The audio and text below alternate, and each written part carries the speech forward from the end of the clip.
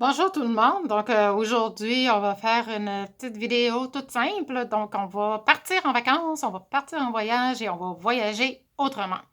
Donc ma cousine m'a donné un petit peu une inspiration l'autre jour quand elle me dit que ça faisait du bien d'avoir entendu de voyage, là, parler de voyage quand que j'avais parlé d'une de mon, ma petite escapade avec mon garçon là, dans le sud en croisière.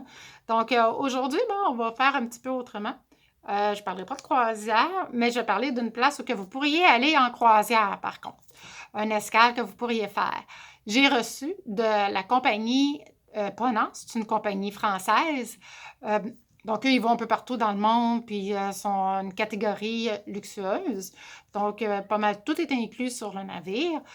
Là, ce qu'ils nous ont envoyé cette semaine, je trouvais ça super intéressant, puis ça me tentait de vous le partager avec vous autres. Alors, voilà, aujourd'hui, on s'en va au pays du soleil levant, donc le Japon. Alors, voilà, on va parler de cérémonie du thé, puis plus précisément, de thé matcha. Donc, voilà. Alors, eux autres, c'est ça, dans le fond, ils disaient qu'ils étaient. Aujourd'hui, je vais faire, on va dire comme qu'ils disent les autres, on va faire un zoom sur ce moment fascinant de la culture traditionnelle japonaise qui s'inscrit aux côtés des onsen, des jardins japonais, et des dégustations de saké, qui est une boisson alcoolisée japonaise, parmi les immanquables. Donc, ils disent que le goût du thé, le matcha, a un goût spécial. Puis, oui, c'est vrai, il y a un petit goût de... Je ne sais pas comment on pourrait le décrire, mais il est vraiment spécial. Il n'y en a pas deux comme lui. On sait que c'est ça quand on le boit. C'est pas mauvais. C'est pas le meilleur, mais c'est pas mauvais. Donc, juste pour vous dire, là, si vous voulez y goûter, c'est très bon. Il se trouve au David City, en fait. Donc, puis dans le fond, ce thé-là, c'est des feuilles de thé séchées qui ont réduit en poudre. Donc, c'est ça, je l'ai ici, je vais vous le montrer. Donc, c'est ça, il est tout en poudre. Alors, c'est ça le thé matcha. Donc, moi, j'y avais déjà, ça fait un petit bout de temps là, que j'en prends. Et puis, je l'avais déjà pris une fois dans un petit café à Val-David. C'était super bon. Il me l'avait fait goûter avec du lait de soya. Puis, c'était bon. Un petit truc, si jamais vous trouvez que le goût il est un petit peu trop olé là, pour votre palais. Parce que je vous dis, spécial. Mais il est bon. Mais il est spécial. Je ne sais pas comment vous le dire puis vous le décrire. Donc, dans le fond, c'est un thé vert qui vient du Japon. Puis, eux autres, là-bas, ils font vraiment la cérémonie du thé, puis ils disent que ça, c'est l'élégance, c'est tout zen. Ça correspond vraiment là, au pays du soleil levant. Puis, dans le fond, leur cérémonie se fait avec des gestes là, très minutieux, puis c'est toutes les...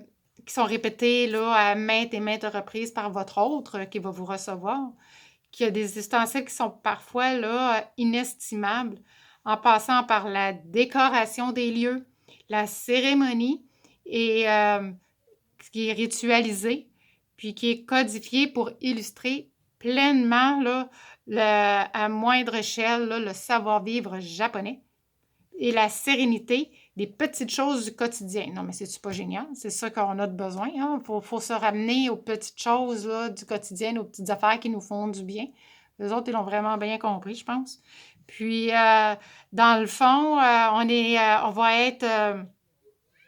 on va se retrouver, on va être assis en position traditionnelle sur des tatamis, puis des cloisons japonaises qui sont finement ornées tout autour. Là, on va avoir un jardin zen en face de nous qui est visible au loin là, à travers une fenêtre. Et puis, là, on va déposer devant vous tous les ustensiles nécessaires pour la dégustation du thé. Donc, il ne faudra pas se surprendre que l'autre va arriver après vous en kimono avec tous ces petits ustensiles-là qu'il va disposer, comme je disais, devant vous.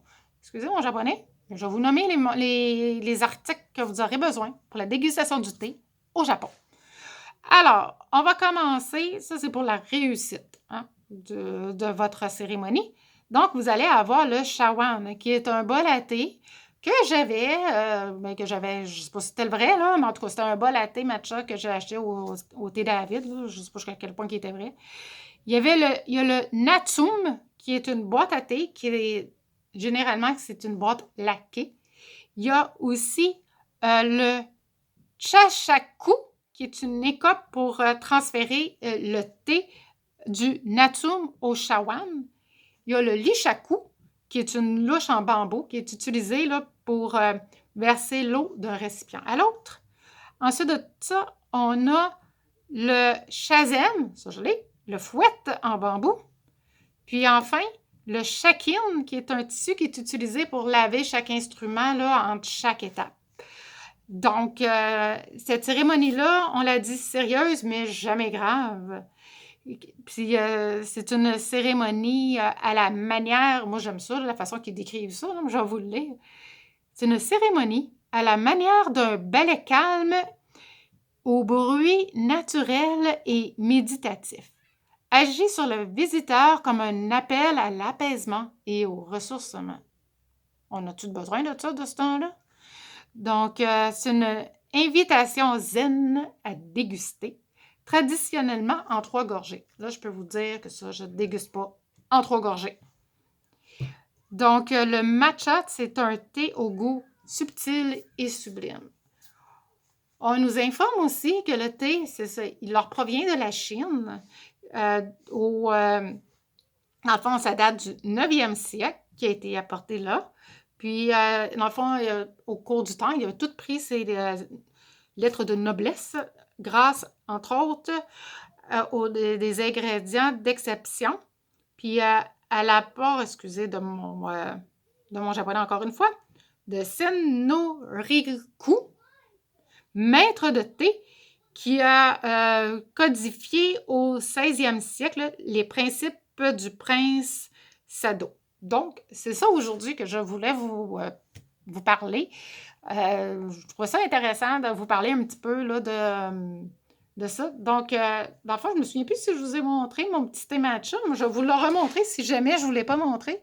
Donc, c'est ça ici. C'est le matcha, c'est ça. C'est les feuilles là, qui sont séchées, qui sont réduites en poudre. Donc, c'est ça ici. Et puis, dans le fond, moi, je l'ai mis dans un petit pot comme ça là, pour que vous puissiez le voir. Là. Et puis, on n'en a pas besoin de beaucoup.